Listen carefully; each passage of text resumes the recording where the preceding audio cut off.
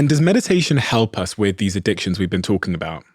100%. Social media addictions, porn addictions you talk about as well, gaming addictions.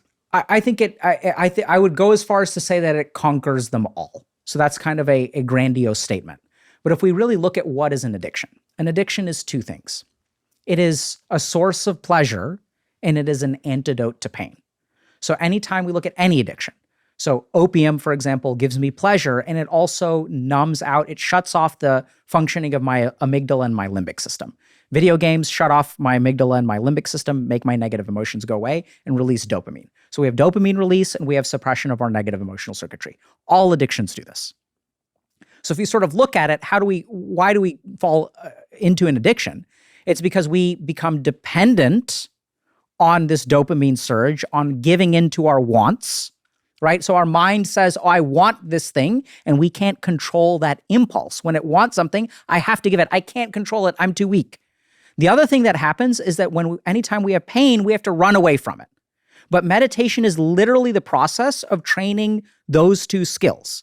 So when I have a want, I learn to resist it. I want to scratch my nose, no scratching your nose. And what we sort of know from a neuroscience standpoint is that we know that meditation strengthens our frontal lobes, and weak frontal lobes are fertile ground for addictions. So we know that we literally strengthen the parts of the brain that will help you resist an addiction from the pleasure side. The other cool thing about meditation is that it makes us not impervious to pain, but we stop avoiding pain. So you asked me, like, am I nervous about how the book is going to? No, if it crashes and burns, then I will be sad. So what, right? So I'm going to be sad. Will I be sad forever?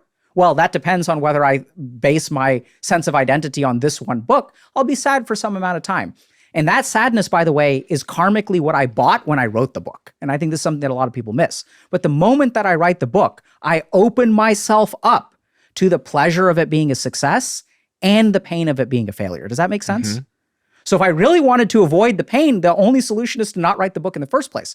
But that's not the way to live life. So meditation teaches us how to tolerate pain, how to accept pain. And then once you can accept pain, oh my God, your life will become so much easier. And then something beautiful happens. Now I don't have to use the opium. My day job is as an addiction psychiatrist. So I teach this stuff to people who are addicted to heroin and fentanyl and video games and stuff like that. And it works for all of them. Not all of them, most of them. And so meditation absolutely helps because it literally strengthens the parts of our brain that addictions prey on.